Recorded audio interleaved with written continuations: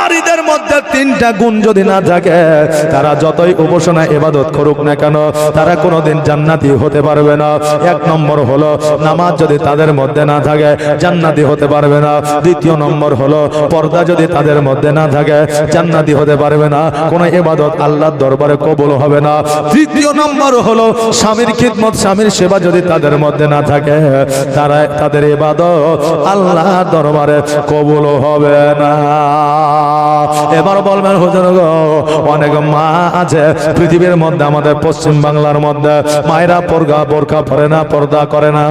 আজকে আমি নয়, অনেক আলেম আমাকে জিজ্ঞাসা করবেন, রাস্তাঘাটে বেপরোয়া হয়ে চলা তো দূরের কথা, আপনি নামাজে যদি একটু বেপরদা হয়ে দাঁড়ান, আপনার হাতের কবজি যদি দেখা যায়, পায়ের যদি ঘটনো দেখা যায়, যদি আপনার কপাল দেখা যায়, তবে ওইটা দেখার কারণে ওই ইবাদত আল্লাহর দরবারে কবুল হবে না, নামাজও হবে না, বাতিল হয়ে যাবে। আপনি বলবেন হুজুর, আমার মা, আমার স্ত্রী, আমার বোন রাত্রি বেলায় ঘরের মধ্যে একাই নামাজ পড়ে, কপাল যদি ঢাকা না থাকে, হাত যদি ঢাকা না থাকে, পায়ের ঘটনো যদি ঢাকা না থাকে, তো কেমন করে নামাজ হবে না? কারণ ওই জায়গায় তো কোনো পুরুষ নাই, পরপুরুষ নয়, ওই জায়গা তো কেউই নাই, নামাজ কেন হবে না? আমার নবী মুস্তাফা সাল্লাল্লাহু তাআলা আলাইহি ওয়াসাল্লাম বলেছে, ঘর যদি অন্ধকার কুপ কুপ করে, তবুও যদি হাতের কহিনাটা যদি উঠে যায়, তবু ওই মায়ের নামাজ হবে না। এই জন্য মারে নামাজ অবস্থায় ঘরের মধ্যে একাই থাকার পরেও যদি তোমাকে এইরকম পর্দা করতে বলা হয়, শরীয়তে বলে, তবে ঘরের বাইরে বের হয়ে গেলে তোমাকে কেমন করে পর্দা করতে হবে। কথাকে বুঝতে পারছে না বাবা? এই জন্য বাবা তিনটা জিনিস যদি মায়েদের মধ্যে না থাকে, ওই মায়েদের ইবাদত আল্লাহর দরবারে কবুল হবে না। বাবা যে ভাইরা নিজে খেতে পায় না, তবু তিনি কিন্তু বাজারে যায় না। এবার বয়স্ক নিয়ে রাত্রিবেলা দোকানটা বন্ধ করে বাড়িতে এসেছে। এবার সকালবেলা যখন দোকানে যাচ্ছে, দেখছে যেন দোকান আপনার লুট হয়ে গেছে, ছিনতাই হয়ে গেছে, চুরি হয়ে গেছে। মা অঝর নয়নে কান্না করে, বেটা রে, আজকে একটা ব্যবসা তুমি শুরু করলে, আর ওখান থেকে আমাদের কিছু উপার্জন হচ্ছিল, রুজি রোজগারের ব্যবস্থা হচ্ছিল, আজকে দোকানটা চিন্তায় হয়ে গেল, কেমন করে আমাদের রুজি রোজগারের ব্যবস্থা হবে? বয়স্কর্ণী বলে, মা আজকে তোমাকে আমি বলে যা, রুজির মালিক হলো আল্লাহ। নাকি বলেন? রুজির মালিক আল্লাহ, হায়াতের মালিক আল্লাহ, চলানে বলা মালিক হলো আমার আল্লাহ। এক মৌলবী বলেছিল, রুজির মালিক আল্লাহ, আল্লাহ খাওয়ায়, আল্লাহ পড়ায়। এক যুবক বললাম, বাড়িতে যা চুপ করে বসে আছে, আল্লাহ কেমন করে খাওয়ায় সেটাই দেখবো। বুঝলেন না? বলছে আল্লাহ কেমন করে খাওয়ায় ওটাই দেখবো।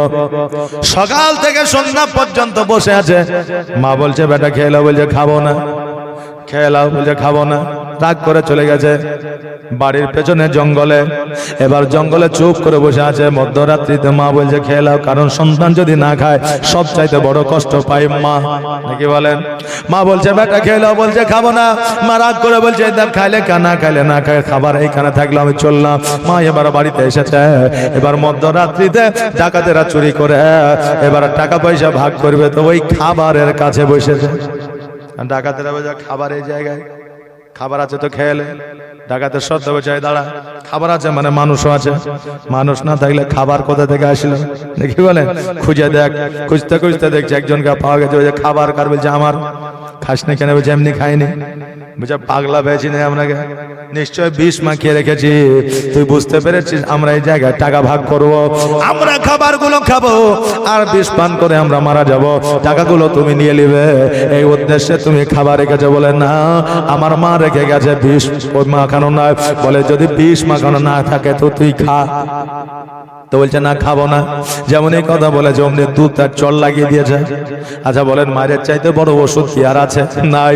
যখন দুই চার চল লাগিয়েছে, সঙ্গে সঙ্গে খেতে লেগেছে। এবার পরের দিন মৌলভী সাহেবকে এসে বলছে, হুজুর গো, আগামী কালকে আপনি বলেছেন আল্লাহ খাওয়ায়, আল্লাহ পড়ায়, কিন্তু এইটা তো বলেন না বান্দা যদি না খায় মাইরা মাইরা খাওয়ায়। এটা তো বলেননি যে যদি না খাইতো মাইরা মাইরা খাওয়ায়, তাহলে আমি আগেই খাই নিতাম, মাইরটা আমাকে খাইতে হইতো না। এ বাবা, আল্লাহ রুজির মালিক, আল্লাহ খাওয়া, এটা ঠিক রে বাবা, কিন্তু আল্লাহ খাওয়ার জন্য হাত দিয়েছে, স্বাদ নেওয়ার জন্য জিহ্বা দিয়েছে, চিবানোর জন্য দাঁত দিয়েছে, আপনার গিলার জন্য আপনার আলা জিহ্বা দিয়েছে, আপনার রাখার জন্য আপনার পেট দিয়েছে, পাকস্থলী দিয়েছে, লিভার দিয়েছে, কিডনি দিয়েছে, রিফাইন করার জন্য আল্লাহ তাবারাক তাআলা আপনাকে যত অঙ্গ প্রত্যঙ্গ দিয়েছে সবকিছু এই কাজের জন্য দিয়েছে। একটা যদি আল্লাহ বন্ধ করে দেয় আপনি পুরোপুরি দুর্বল হয়ে যাবে, নাকি বলে? জি, আমরা বলে জি একটা চোখে তো দেখতে পাই, আল্লাহ দুইটা চোখ কেন দিয়েছিল, কানে তো একটাই শুনতে পাই, তো দুইটা কেন দিয়েছে নাকি? জি, আপনার যদি একটা চোখ কানা হয়ে যায়, হয়তো বাম দিকের চোখ কানা হয়ে গেল, তো বাম দিক থেকে যদি আপনার কেউ থাপড়ায় তো আপনি দেখতে পাবেন না, পাবেন পাবেন না। এই জন্য দুইটা চোখের দরকার আছে। আমাদের বুড়ি হয়ে গেল, কোনোদিন কাজে লাগে না, পায়ের লাগে জি, কোনোদিন তো কাজে পাইলাম না, তাই বুড়ি আঙুল কেনে দিয়েছে। কাজে লাগে কি লাগে না যখন বর্ষার দিন আসবে তখন বুঝতে পারবেন। জি, এই বুড়ি আঙুল না থাকলে আপনি ধরাস ধরাস করে পড়বেন, বুঝতে পারলেন না? এই জন্য আল্লাহ অঙ্গ প্রত্যঙ্গ যাহা কিছু আমাদের শরীরে দিয়েছে প্রত্যেকটা জিনিসই আমাদের কাজে আছে। জোরে বলেন সুবহানাল্লাহ। এবার বয়স্ক বলে, মা গো, আজকে তোমাকে বলে যা, আজকে আমার আল্লাহ তাবারাক তাআলা নিশ্চয় রুজির ব্যবস্থা করবে। একদিন, 2 দিন, 4 দিন, 5 দিন, 7 দিন অতিবাহিত হয়ে গেল, কাজ পাই না, খাবারও পাই না। এবার বয়স্ক বলো, মা আমাদের বাড়িতে বিক্রয় করার মতো কিছু আছে? বলে, না বেটা, কিছুই না। তবে বেটা শোনো, আমাদের বাড়িতে একটা সোনার আংটি আছে, যেটা তোমার বাবা আমাকে উপহার স্বরূপ দিয়েছিল। বলে, মা ওই আংটিটা আমাকে দাও। এবার ওই আংটিটা বাজারে নিয়ে গিয়ে বিক্রয় করে একটা ছাগল কিনে নিয়ে আসলেন, আর ওই ছাগলটা কিনে নিয়ে বলল, মা গো, আমরা আর গ্রামে থাকব না। বলে, কেন? বলে, যে গ্রামে মানুষকে সহযোগিতা করতে পারে না, যে গ্রামে একটা এতিম বাচ্চাকে কেউ দেখতে পারে না, যে গ্রামে মানুষের বিপদে মানুষ এগিয়ে আসে না, ওই গ্রামে থাকার চাইতে না থাকাই ভালো। গ্রামে গঞ্জে থাকার চাইতে জঙ্গলে থাকা ভালো, নাকি বলেন? জি, যদি যে গ্রামে আপনাকে আপদে বিপদে সহযোগিতা না করে ওই গ্রামে থেকে লাভ আছে? নাই। এই জন্য ওয়াইসকর্ণী বলছে, মা গ্রামে আমাদের কেউ দেখতে পারে না, এই জন্য গ্রামের মধ্যে থাকবো না। গ্রামের মানুষ যদি একটা পরিবারকে দেখতে না পারে, আসলে সেই পরিবার খারাপ কিনা এটা আল্লাহ তাবারাক তাআলা ছাড়া কেউ জানে না। আরে বাবা, যেটা শরীয়তি কাজ সেইটা হয়তো এলাকার মানুষের পছন্দ হয় না। হ্যাঁ বাবা যে ভাইরা, অনেক স্বামী আছে, অনেক বিবি যদি নামাজ পড়ে, অনেক বিবি যদি পর্দা করে, অনেক বিবি যদি একটু লজ্জা করে, তো ওই স্বামীরা ওই বিবিকে দেখতে পারে না। অনেক স্বামী আছে, বিবি যদি চুড়িদার পরতে চায় আর যদি হাফ বোরকা পরতে চায়, এখন স্বামী বলবে তোকে জিন্সের প্যান্ট পরতে হবে, একটা গেঞ্জি পরতে হবে, আর চুলগুলো বাবরির মতো উড়াইয়া উড়াইয়া আমার মোটরসাইকেলের পেছনে বসতে হবে। অনেক মেয়ে আছে স্বামীর অত্যাচারের কারণে পোশাক পরিবর্তন করে, কিন্তু বাবারে আজকে তোমার বিবিকে যদি নোংরা পোশাক পরিধান করতে তুমি যদি বাধ্য করো, আজকে তার জন্য তোমাকে জাহান্নামে যাইতে হবে। এ বাবা, যেটা বলার উদ্দেশ্য, এবার বললো, মা গো, আর এলাকায় গ্রামে থাকবো না, চলো আমরা চলে যাব জঙ্গলের মধ্যে, বন জঙ্গলে। এবার ওই ছাগলটা নিয়ে বন জঙ্গলে গেল, আর বন জঙ্গলে যাওয়ার পরে আর জীবন যাপন শুরু করে দিল। জঙ্গলে সারা জীবন কাটিয়ে দিয়েছে, আর গ্রামে আসে না। আজকে তিনারা জঙ্গলে থেকে যে এটা ঠিক, তিনারা খানকা করেছেন এটা ঠিক, কিন্তু বর্তমানে যে খানকা আমাদের দেখা যায় ওই খানকা আগের আমলে ছিল না।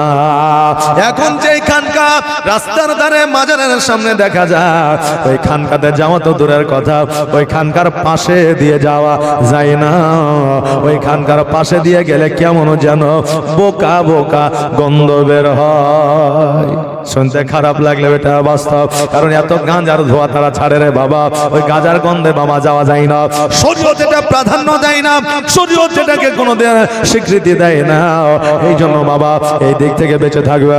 বেরাদা, পাগল হইলে ফকির হইলে আমার বয়স কর্ণীর মতো হ, কিয়ামতের দিন আপনি ছাড় পেয়ে যাবেন।